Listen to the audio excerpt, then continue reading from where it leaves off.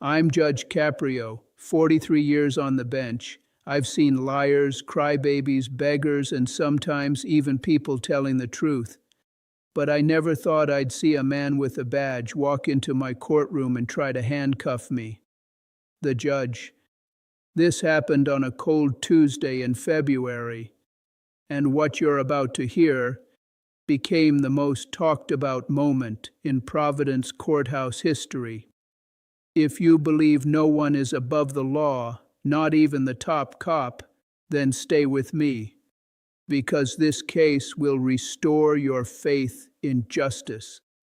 And if you love watching arrogance get crushed, hit that subscribe button. You are in the right place. It started like any other morning. I walked in at 8:45 with my coffee and my father's old leather folder. The courtroom was packed. Standing room only. That was my first clue. My clerk whispered, "Special case judge, number 77349. I looked at the name, James Richardson, 52. Charged with contempt and obstruction of justice. Normally, that means someone mouthed off to a judge. But when I looked up, I did a double take. James Richardson was our city's police commissioner, the top law enforcement official. He stood there in a $3,000 custom suit, an Hermes tie, Italian leather shoes, a Rolex that caught the light every time he moved. This man wanted everyone to know he had money and power. Next to him was his high-priced lawyer, Marcus Webb. They both had that look, the one that says, "We are better than everyone in this room." On the other side stood Assistant District Attorney Lisa Chen, young, talented. But today her hands were shaking. She was nervous. And that told me this case was much bigger than it looked. I banged my gavel and asked, "Why is the police commissioner standing in my courtroom?" Lisa took a deep breath and began. 3 weeks ago, the commissioner's nephew, Brandon, 23, was arrested for a brutal assault. The victim was a military veteran named Michael Torres. Michael served 2 tours in Afghanistan. He came home with PTSD, a permanent limp, and a job as a hospital security guard. He had a wife, 3 kids, and a 7-year-old daughter battling leukemia. The police report was clear. Michael accidentally bumped into Brandon outside a bar. Michael apologized, but Brandon didn't want an apology. He mocked Michael's limp, called him names, shoved him down. Michael tried to walk away. Brandon followed. Then he punched him, not once, 7 times. Witnesses said Brandon beat Michael unconscious on the sidewalk. Blood everywhere. Michael ended up with a broken jaw, 3 broken ribs, a concussion, and permanent damage to his injured leg. The police arrested Brandon that night. 3 witnesses, security footage, even Brandon's own Instagram video showing him drunk and aggressive. It should have been an open and shut case, but then the commissioner got involved. He showed up at the police station at 1:15 a.m. He ordered the officers to release his nephew. When they refused, he threatened them. He said he would destroy their careers. Officer Patricia Morales was on duty that night, a single mother of 2, 9 years on the force, impeccable record, up for a promotion. The commissioner pulled her into a private room and said, "Drop the charges, or I will make sure you never work in law enforcement again. I will plant evidence in your locker.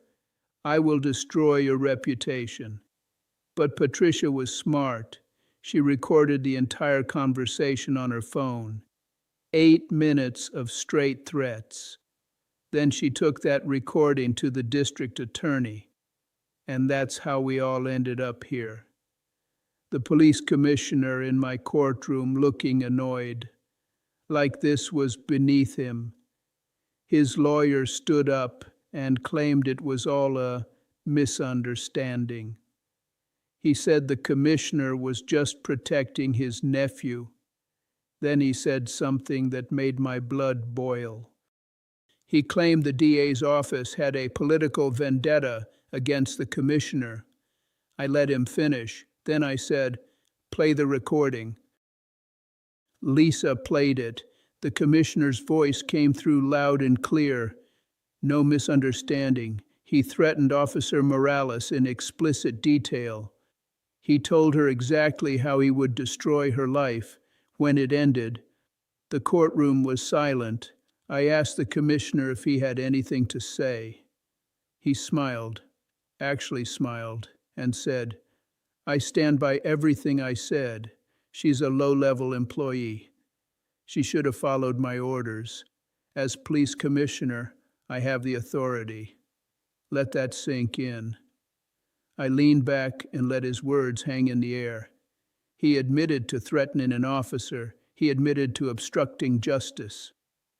With a smile. But I wasn't done. I asked for more evidence. Lisa pulled out a stack of papers. After Officer Morales came forward, 3 other officers contacted the DA. They said the commissioner had a pattern of protecting his friends and family, forcing officers to change reports, destroying evidence, even creating a VIP system for certain people. At least 15 separate incidents. The commissioner's smile was gone. His face turned red. Then he did something shocking. He stood up, pointed at me, and said, "Judge Caprio, you are out of your depth. You're a small-time traffic judge who got lucky on the internet. You don't have the authority to judge me. I've dedicated my life to protecting this city. And now you want to crucify me for protecting my family? That's what power is for." The courtroom erupted. I banged my gavel 3 times. I asked him if he was finished. He said no. He called me a joke. He said I had no real power. Then he said something I will never forget. "You know the difference between you and me, Judge? I come from real money, real power. You're the son of an Italian immigrant who worked in a factory. You're blue collar. You might wear a robe, but underneath, you're still just a poor kid trying to act like you belong with people like me." That was it. That was the moment. He insulted me. But worse, he insulted my father. My father came to this country with nothing and worked 16-hour days to give us a better life. My father taught me that everyone deserves respect, no matter their background or bank account. I stood up, looked him in the eye, and told him to sit down and be quiet. Then I asked Lisa if she had anything else. She did. She pulled out a screenshot from the commissioner's private Instagram. A photo of him in a private club with 2 city councilmen and a state senator. The caption read, "Another successful week protecting our interests. The little people don't understand how the world really works." Then she showed a private chat with his nephew. Brandon wrote, "Uncle Jim, I really hurt that guy." The commissioner replied, "Don't worry. That crippled security guard is nobody. He doesn't matter." Then a TikTok video. Brandon at a party. Text on screen. "When you beat up a random guy and your uncle makes it all disappear. Rules are for poor people." 43,000 views. And a comment from the commissioner's verified account. "Family first. We don't play by the same rules." The commissioner stood up again and claimed his accounts were hacked. I asked Lisa if the messages were verified. She said yes. Digital forensics confirmed they came from his devices. Then she dropped the biggest bomb. The commissioner was running a protection racket, taking money from wealthy people in exchange for protecting them from prosecution. Bank records showed over $2 million in offshore accounts. The FBI was already investigating him for corruption, and money laundering, and just as she said that, the courtroom doors opened. 2 FBI agents and a federal prosecutor walked in. They announced the commissioner was under federal investigation. Then the doors opened again. In walked Chief Deputy Commissioner Anthony Rizzo, the commissioner's second in command. Everyone expected him to support his boss. Instead, he walked to the prosecutor's table and said, "I can't stay silent anymore." He had 29 years on the force. He said the commissioner had tried to recruit him into the corruption scheme, offered him money and promotions to cover up crimes. Rizzo refused, and he had been documenting everything: emails, recorded calls, a detailed journal. He handed a thick folder to Lisa, then looked at the commissioner and said, "Jim, I used to respect you. You've betrayed every officer who puts on a uniform. You disgust me." The commissioner finally cracked. He started yelling. Then he made a huge mistake. He pulled out his phone, called the police department, and ordered them to come arrest me, right there in my courtroom. I sat calmly and let him make the call. We waited. 1 minute, 2, 5. No officers came. He called again. This time, the person on the other end told him something that made his face go white. The entire police department had refused his order. They no longer recognized his authority. The mayor and city council had voted in an emergency session to suspend him immediately. His badge, his power, his authority, all gone. Then 2 Providence police officers walked in. But they weren't there to arrest me. They were there to arrest him. One of those officers was Patricia Morales, the woman he threatened. She looked him in the eye and said, "James Richardson, you are under arrest for witness intimidation, obstruction of justice, corruption, and abuse of power." The arrogance was gone. All that was left was fear.